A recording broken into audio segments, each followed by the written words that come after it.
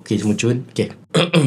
Aku sebenarnya dah lama tak buat Grab. Aku akan share dekat korang reason aku quit Grab dan kenapa aku rasa Grab ni tak berbaloi untuk tahun 2025. Aku start buat pada tahun 2024. Masa tu aku dah rasa macam okey tak okey je lah dengan dia bayar minimum RM5 per trip. Tahun 2024 juga Grab ada revise dia punya harga lah. And main revision dia adalah mengurangkan harga daripada minimum RM5 ke RM4 bayaran per trip. Masa tu aku rasa memang dah tak boleh go. Sebab apa? Bila aku kira-kira satu trip yang dia bayar RM4 tu, aku ambil 30 minit untuk complete. So contoh kalau aku dapat 2 trip yang RM4, aku baru dapat RM8. Kalau setakat RM8 lah, banyak lagi part time lain yang boleh dapat RM8 sejam. Tak payah nak besar panas dengan risiko bawa motor, dengan nak kena bikin maintenance untuk buat Grab. Duduk je kat satu tempat, kerja part time. Aku boleh nampak lah kenapa Grab kurangkan delivery fees ni. One of it adalah supply lebih daripada demand. Maknanya rider terlalu banyak tapi demand untuk pakai servis Grab tak berapa banyak.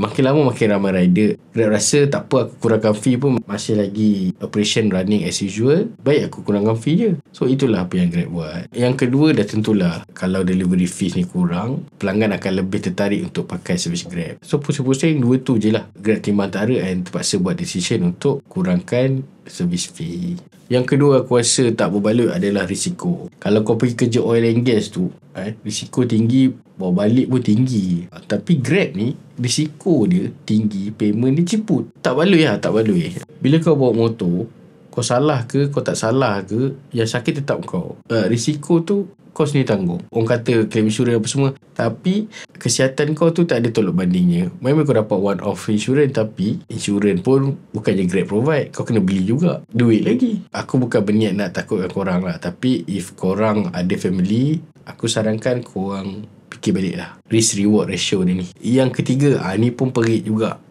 Yang ketiga adalah maintenance. Okay, maintenance ni, motor kau tu kalau dah hujan panas berhari buat Grab, tak ke dia pun penat, tak ke dia pun meragam, cukup masa kena servis juga. Kalau biar servis, tunggulah nanti dia punya meragam tu dia jadi merajuk. Macam hari tu kan, aku punya tayar tu memang dah haus lah. Ditambah cerita tayar tu bocor, kena paku, tak boleh nak tampal sebab dia bocor tu dari tepi, terbocor tepi. So tukar-tukar MVX kan, tayar belakang memang mahal lah, RM240. Tu aku, maybe orang lain yang bawa LC ke apa lagi murah lah, RM100 macam tu. Tapi moral of story kat sini adalah maintenance. Tu baru maintenance tayar, belum lagi pergi minyak hitam. Tu nak pakai hari-hari, takkan nak pakai minyak hitam murah. Memang orang kata kita bukan jadi hamba motor, tapi motor tu kita kena belai juga. Sebab kalau kita tak belai betul-betul, kalau motor tu bermasalah, susah juga. Sebab kalau kau buat Grab, motor tu adalah tools utama kita. Last but not least, apa yang aku tak suka adalah dia tak ada career progress. Compare orang kerja kilang dengan orang buat Grab.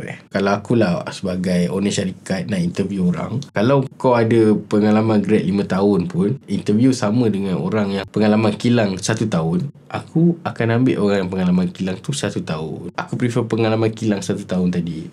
Sebab apa? Sebab skill set. Bila kau kerja benda-benda yang memerlukan kemahiran yang kau ada tu, kau boleh top up dalam resume kau, cantikkan kau punya portfolio apa semua. Dari situ, bila majikan tengok kau punya resume atau CV, majikan rasa daripada first impression, budak ni dah ada pengalaman dalam bidang tersendiri dan juga bekerja dalam organisasi. Manakala kalau majikan tengok resume orang yang buat Grab, semata-mata buat Grab sahaja, orang tak akan rasa impress. Sebab skill buat Grab tu dah macam skill general worker je. Sorry, aku bukan nak merendahkan kerja Grab. Aku pun pernah buat Grab. Ini apa yang aku nampak. Aku tak nak kecilkan hati siapa-siapa. Pilihan masing-masing. Ya, aku tahu kadang-kadang orang yang dah buat Grab ni pun dah terlanjur invested in buat Grab. Cuma kalau untuk budak-budak muda, aku sarankan kalau kau ambil part time ataupun kau ambil full time, ambillah kerja yang boleh cantikkan portfolio kau. Lagi satu, Grab ni manalah bayar KWSP. Kalau aku tengok sok-sok pun tak ada. Fikir-fikirlah. Daripada harap RM4 per trip tu, baik aku kerja fast food chain. KWSP dapat, risiko tak ada, sok-sok ada,